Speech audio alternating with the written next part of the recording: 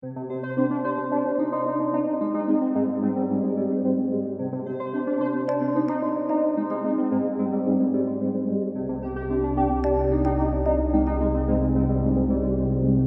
this episode of Scammer Stories, a tale from a veteran who's been targeted by scumbag scammers and tracked down by victims. People will stalk you and hunt you down on social media and make all kinds of wild comments. And when you don't respond, it can turn nasty. This soldier is a little different than what you've heard so far on Scammer Stories. There's larger implications at work here other than just trying to get somebody to fall in love with you and send you money. AJ is actually educated in the effects of social media, and he's a published author on the topic. We're going to take a deep dive on the effects of scamming from his perspective and what the world of social media is doing now, and even scarier, the possibilities for the future. Briefly, just touch on just a little bit about you, kind of where you live and a little bit of what you're doing, just so people know why you're in this situation. I'm a retired Army non-commissioned officer. I served in the Navy for my first 5 years and then transferred to the Army in '06. And I served in the Army until I was medically retired in 2014. I hate social media. I never really used it, but I started doing a lot of research. I'm a published research sociologist, and I started doing a lot of research on social media and its effects on influence in organizations and personally. And I did that for about 3 years. I worked for the Department of Defense since I retired. And in 2017, I took a position in Japan and found that, there's lots of people that I don't really get a chance to communicate with any other way. So I chose the most positive social media presence there is, which was Instagram at the time. It generally has the most positive kind of outlook to it. I don't use Facebook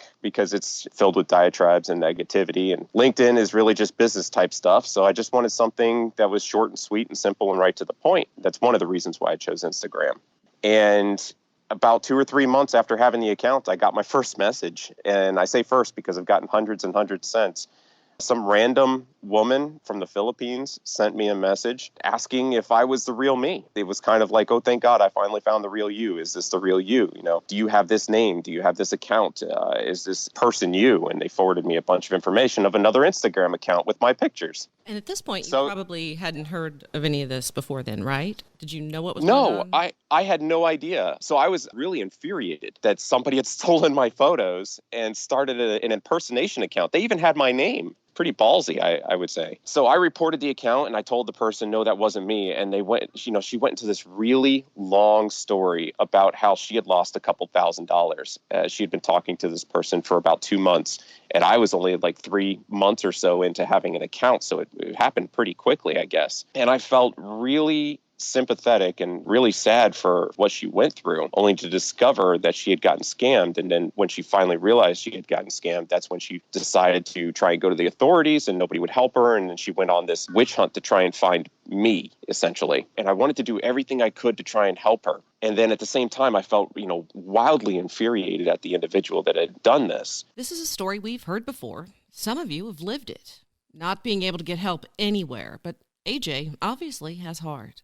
So I went through this period where I tried to help her out, and I tried to give her resources to try and point her in a direction where she can try and get some kind of advocacy, some kind of help, anything, law enforcement, you name it. But it took up a great deal of my personal time, and I have a full-time job. I couldn't spend that much time trying to help her.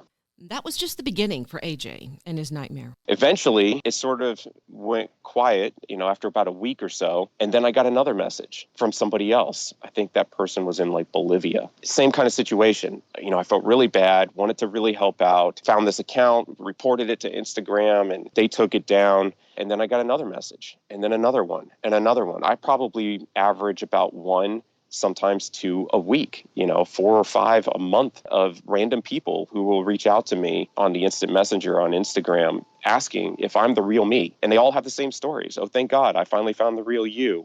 I've been talking to this person for days or weeks or months. And sometimes they've lost thousands of dollars. Sometimes they say they've lost tens of thousands of dollars.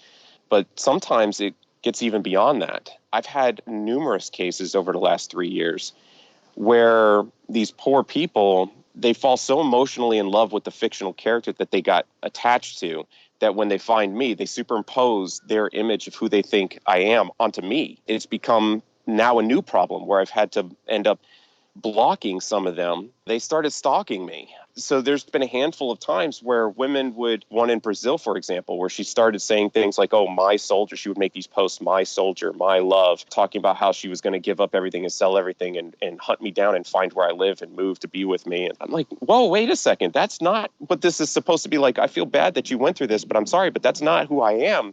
We don't know each other. And so I had to block her. She started another account so she could follow me, and I had to block that account. And that's happened quite a few times. Many of the romance scam victims I've spoken to here on this podcast feel like the veterans aren't victims, but they go through their own kind of roller coaster hell. I went through this long phase of where I felt genuinely hurt for them. And then I started to lose that kind of emotion and become a little apathetic. And now I've kind of rebounded to the point where I'm like, yeah, this is a serious issue. And I started doing lots of research on it and finding out that, well, this is extremely common, I guess. Lots of veterans. This is like the untold plight of the veterans community. And it's not just in the United States. It's throughout Europe. It's around the world where they're being used by scammers constantly in these love scams to try and get victims money. Now, let's back up a little bit. I'm just curious. When you said that you tried to find help, did you find any place? Unfortunately not. The resources that I did find were fairly limited. There's a number of legal protections for social media companies that prevent them from being litigated against. For the most part, they have the ability to wash their hands of it and not take any responsibility. Law enforcement can't really do anything in many places. The United States, for example, unless the individual's in the U.S. and unless there was a transaction of some kind and they can find out who they were and where they were, then there's nothing that they can do. The scammers that have been using my photos, they've used it across every social media platform you can imagine. I've gotten people who have told me that they have found pictures of me on Facebook, on Instagram, on LinkedIn, on Twitter. They found them on Google Hangouts, the games they have on there, all over the place. And so there's nothing to say, okay, we can find these people, we can hunt them down, we can prosecute them.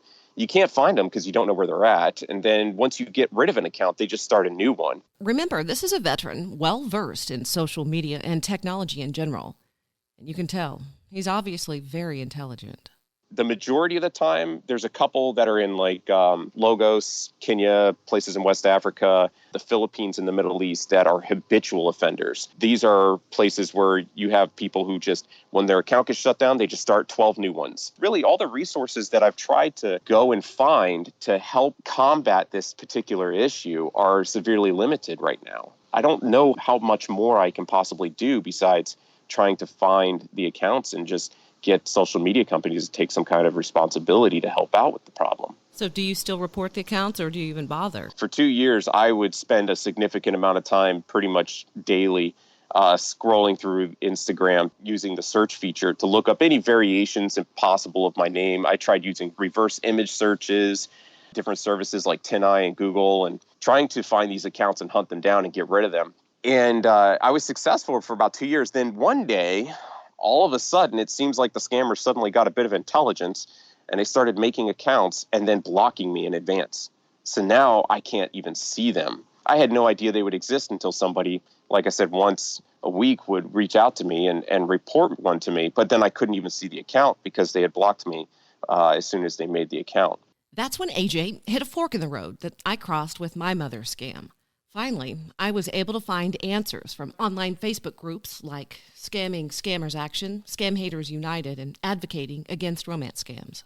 Right about that point, that's when I started reaching out to, there's a few organizations that work with social media companies like Instagram, Twitter, Facebook to also try and combat the scamming issues. And so I started trying to reach out to them and work with them to report these accounts so that they could get them deleted and report them and get them taken down. So what are some of the other problems that this has caused you? Because a lot of guys will say, wow, that'd be awesome to have women reaching out to you all the time saying they're in love with you. It's not as fantastical as it may seem.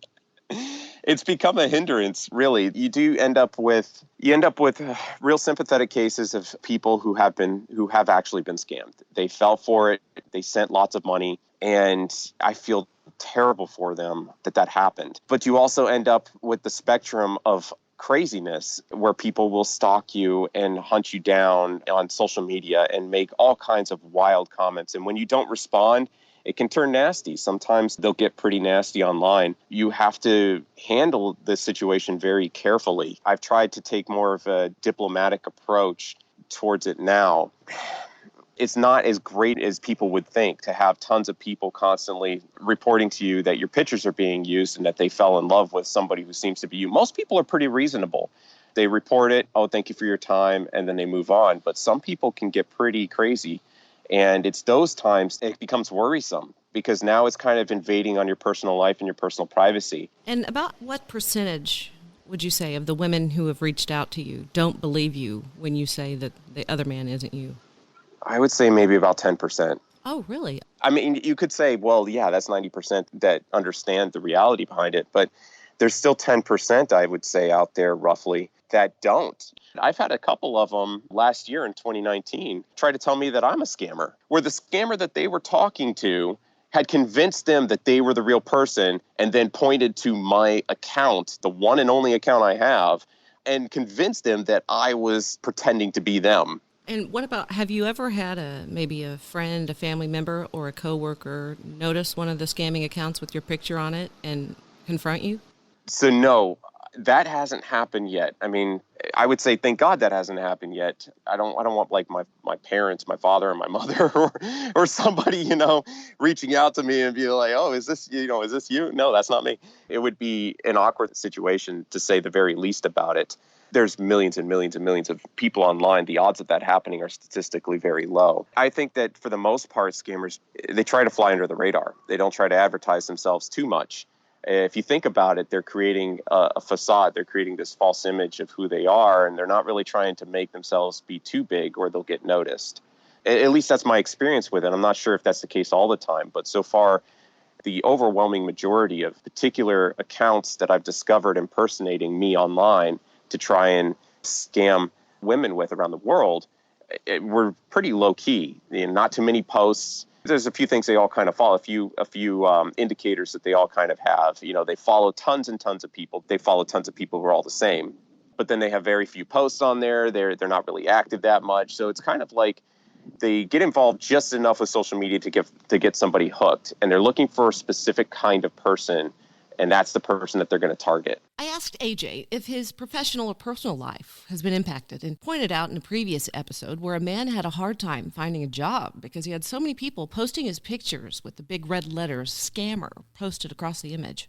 I have read about that, and I've been kind of fearful about that as well. Thankfully, that hasn't happened to me, but I have been really fearful of something like that possibly happening in the future. He's also just started to experience the glorious world of Photoshop, finding his head on different bodies. Just as a matter of fact, a couple of weeks ago, a lady in England sent me a series of pictures on Instagram through the Messenger where she screenshotted this account of this guy on Google Hangouts who was pretending to be me. And he had taken my face and cut it out of pictures and photoshopped it really poorly onto some Marines, because I'm Army.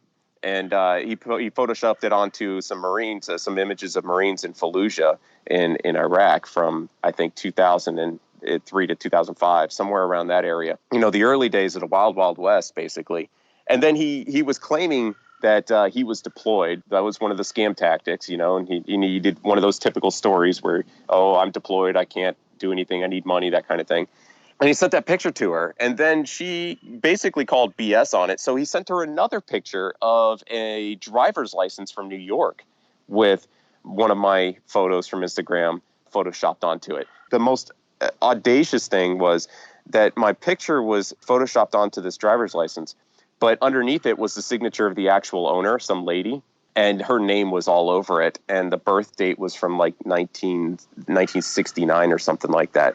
So apparently I changed into a woman. I had a woman's name, and I aged by like by a decade and a half. I could see it. So is this something, a lot of vets, is this something you guys talk about, or does it ever come up, or is it coming up more? The crazy thing is that I've met more veterans who have been affected by this online than I have in real life. I've talked to tons of my friends, and they've never even heard of this. I've talked to lots of people I work with, and they have no idea this kind of thing happens. It seems to be an unheard of, like I was saying earlier, it's an unheard of plight. It is a huge problem that is growing, unfortunately, and it's multinational. It's around the world. I've met German Army military veterans, Swedish. I got friends in Sweden, Norwegians, Danes, U.S., Canadians, Australians, Kiwis, from New Zealand, military members from around the world who have, suffered at having their images stolen and being used for scams. But nobody else seems to kind of understand that this is something that happens. When I talk about it to people that I work with, it's the first time they've heard about it. And that's crazy. What are some of the things you do on Instagram to keep your account safe and keep your pictures safe? So I started putting watermarks on all of my pictures. Okay, we're going to nerd out just a little bit on AJ's expertise because it's important.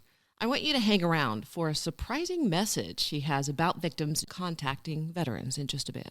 So let me back up a little bit. I said I don't like social media. I don't like social media because I've done a lot of research on social media, and I understand a lot of the social psychology of what social media does to people. It falsely masquerades as a primary group.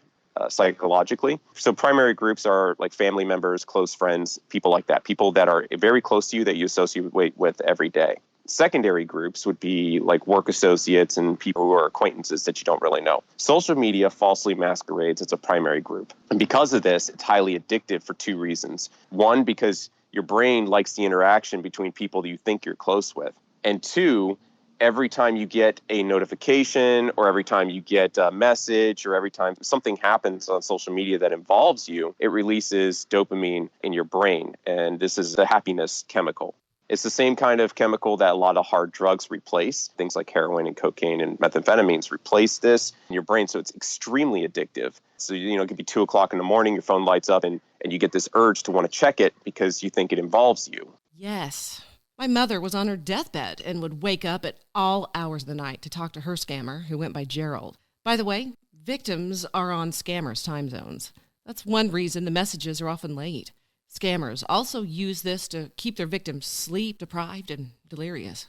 The side effects of that, it vastly increases feelings of isolation, loneliness, and depression because the conscious you understands that these people are thousands of miles away, or you may not really actually know them. They're not that close. So you have this subconscious tug of a primary group, and then you have this chemical addiction that happens every time a notification goes off, and then your brain realizes, okay, I'm not actually attached to these people. So you get these increased feelings of isolation, depression, and loneliness. It also creates a lot of fallacies. Social media tends to create echo chambers. It tends to pump biases. It takes rare and isolated incidences, and it makes them seem like they're commonplace every day. It creates division. You can scroll through Facebook, and in 10 minutes, you can find the worst of humanity in the comments section.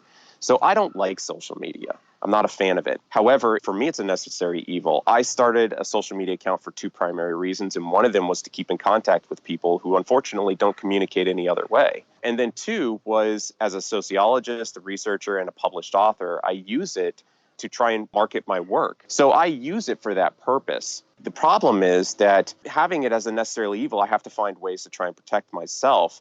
And I didn't do that from the very beginning. I would just make a post and I would put a picture and call it a day. Because of scammers, I've had to resort to other means like superimposing watermarks onto my images to make sure that I'm using as many tags and keywords as possible to try and get people back to my original account. Originally, my account was locked before it became public. That was for a different set of reasons entirely. If I'd have left it locked, then the possibility of my images being stolen and used by scammers would have been a lot less, significantly less. Once it was made public, within the first couple of weeks of having it, then it was fair game at that point. There's really nothing that I could have done to stop scammers from taking screenshots and using the images. And unfortunately, even in the cases where I have put watermarks on images, I've discovered some of those images have still been cropped and photoshopped and used. It'd be hard. You'd have to put the watermark everywhere. It'd have to cover everything. You would, and unfortunately, then it completely destroys the image itself, making it, unrecognizable. The other vets that you've talked to, you've had vets reach out to you to find out what to do then. I have. I've done the same thing with them. I've pointed them towards advocacy groups. I've tried to help them utilize the best tools that they possibly can to protect themselves. I've told people that if they have an account, they should make it private unless they're using it for business purposes, which unfortunately, according to the rules of most social media companies, your account has to be public if you use it for business purposes. I've tried to educate people on the realities of scammers utilizing veterans for love scams, and it's commonplace, but it's still unknown. It's still widely unknown. And there's a large uphill legal battle that needs to be fought with it as well. What he talks about next is what we all need to ponder a little bit. My mother thought her scam was innocent enough. It only affected her, right? What if she was teaching them to steal more and more?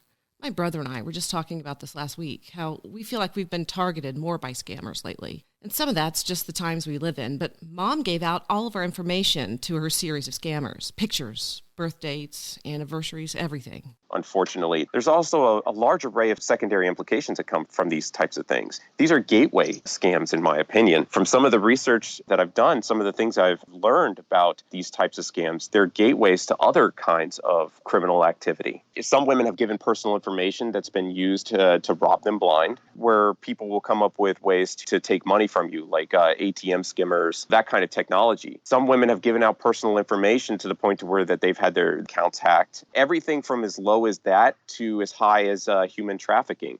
These can all be very big issues. If you can get somebody to manage to physically get them to report to a specific place, abductions and human trafficking can occur as well. There's larger implications at work here other than just trying to get somebody to fall in love with you and send you money.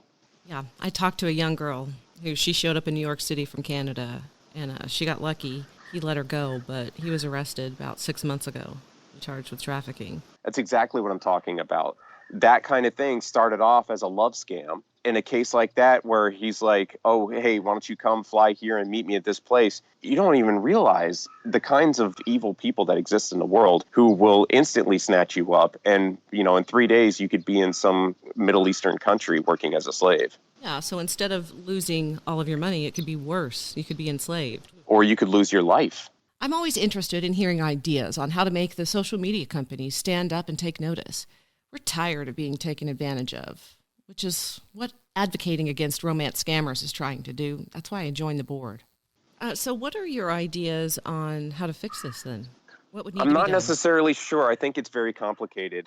Legally, I think a large amount of it could be stemmed if we could shift some of the onus of responsibility, some of the burden of the responsibility onto the social media companies. I'm not going to suggest that that's 100% fix, but I will say that if there's a way that we could force these companies, pretty much against their will, to take some kind of responsibility for the content that is placed on their websites, but in such a way that it doesn't result in taking more advantage of end users, then we could possibly stem a large percentage of scamming activities. For example, right now, many of the social media companies, they benefit from the idea of being a publisher. That legally allows them to wash their hands of any kind of responsibility of whatever gets put on their website by users. Unfortunately, if companies are dictating, what particular things they like and what they don't, then they don't really meet the requirements of a publisher. So that being said, you could argue that they should accept responsibility for the kind of content that's placed on their websites. If they were legally forced to accept responsibility for what gets put on their sites, then now they're required to verify and monitor and make sure that the stuff that gets put on there meets legal requirements. So if we're saying that a social media company has to verify that every person that's on their website is a real person, then that might work at stemming some illicit activities. The tricky part and the hardest part about doing it is you can't just say, okay, you're now responsible, Instagram, for making sure that every person's a real person, because every company is going to maximize their own benefit. That's just basic economics, right? So the first thing they're going to do is they're going to come up with the most stringent ways possible to do so, and their implementation of that is going to take even more advantage of the people who use the platform. More privacy invasion, more data collection, more of all the things that people don't want. So what you have to do is you have to regulate it in such a way, very carefully, with very careful wording that says, okay, you're responsible for this, and you have to make sure that these kinds of things can't happen. But you have to do it in such a way that it doesn't result in taking more advantage of the people who are using your platform. And I think that that's a very complicated process to do. If you think about it, human data mining is the business of the 21st century. It's the billion-dollar business of the 21st century. I don't know if really people understand this. Used to be that the industry was focused on technology and physical products. That shifted with the birth of Google. Google became a billion-dollar industry in less than 10 years because you gave them your search analytics, which they used to sell to the highest bidder, in exchange for you being able to look up any information you wanted online, right? Facebook did the same thing. They said, well, wow, if people are willing to search, let's give them a platform. They can put their whole lives on there. We'll call it free, but it's really not free. You just don't see the exchange of money. In exchange for your entire identity, Facebook took what you put on there and sold it to the highest bidder and became a billion-dollar company within less than a decade. And they replicated Google's business model. So you got to plaster your life all over Facebook, but the reality is that your life was being sold to anybody, the government, other businesses, companies, and corporations who wanted to take advantage of your data to market you crap or to track you or do whatever, right? What's scary about that is the next evolution of human data mining. Go to 23andMe and Ancestry.com and ask them what you're doing with your DNA. With Ancestry and 23andMe, you're paying them $100 to get a roadside trinket of a DNA map that every person on the planet has. So for $100, you can ridiculously claim that you're 10/24th whatever. And they give you this piece of paper that is not even an actual real DNA mapping. It's not DNA sequencing. It's kind of a roadside trinket. But you gave them your DNA. And you signed a contract that tells them that legally says that they are allowed to store your information for whatever use they want. Now, 10 years or 20 years from now, they could be using that against you. Who knows? You may not even be able to get insurance because some distant relative had similar sequence markers for predictions of cancer or some kind of disease, and you may not have it. You may be turned down for military service based on some other person in your family line that had some rare disease that you don't have, and you're fully qualified to join the military, but they may not accept you because of the DNA that's on file. They could use you as a witness in trial in court, even without you being present, because your DNA matches closely with the DNA of the perpetrator on trial. So the scary implications of human data mining being a business are well beyond simply trying to find criminals. When you think about it, scamming works the same way. It's human data mining. You're taking an identity and creating a fake one from it, and then you're using it to elicit cash. But what are the broader long-term implications of what they're doing? You can get someone's identity, you can get their personal and private information, you can get them to show up to a place, you can abduct them, put them in slavery, murder, or kill them. So it's really scary, and this is a huge problem. It's not just a problem for the people who are victimized on the love side of it. It's a problem for the veterans who have their identity stolen as well, because it affects them too. So we're all victims, just on opposite ends of the same totem pole. And then at the same time, there's a laundry list of potential criminal activity issues that right now may seem rare, but in the future could become much more mainstream, and that's pretty scary. Okay, another question on a kind of a different topic. The experts recommend that victims don't reach out to the person in the original picture. What's your take on that? That's a great question. So I wouldn't even know about, I would say 99% of the scammer accounts that were using my image unless somebody reached out and told me about it. I would say 100% now almost, because most of the scammers that are habitual offenders that have been using my images have started blocking me in advance so that I couldn't get them deleted. So I'm thankful for it when the person realizes, oh man, this person's a scammer, or their lies don't add up, so they're probably fake, and then they hunt me down and find me. I do reach back and say, 90% of the time it's a good interaction where they show up and say, hey, is this you? And I'm like, no, that's not me. And then they say, okay, well, thank you very much. This is all the stuff that we talked about and what happened. And I apologize to them. Sorry that you had to go through that, and I'll take care of it and get the account deleted. And that's the end of it. But yeah, there are some times where it becomes into something more where, I get stalked and I have to end up blocking the individual because they just cannot wrap their mind around the idea that the person that they were interacting with wasn't really the real person. It wasn't me. Do women ever send you naked pictures? Yes. I didn't really want to get into that, but... Well, we gotta bring this up because we have to discourage women from doing so this. I do, and yeah, I want to go on record and say I highly discourage anybody do that. Never, never, never, never, never. I don't care who you are. You never put naked pictures of yourself online. That's the worst thing you could possibly do, as far as that particular topic goes. But yes, I do get them mostly from that 10%. That 10% cases where they reach out and then they end up superimposing their emotional attachment onto the fake person that they thought they fell in love with onto me and try to get me to reciprocate in that way.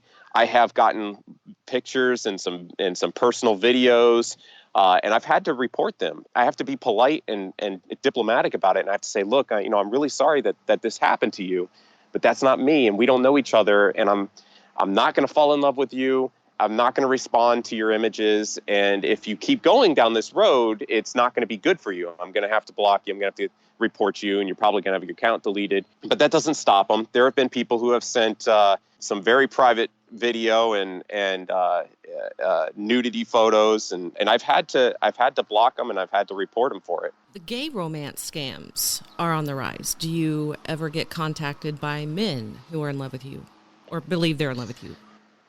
So twice.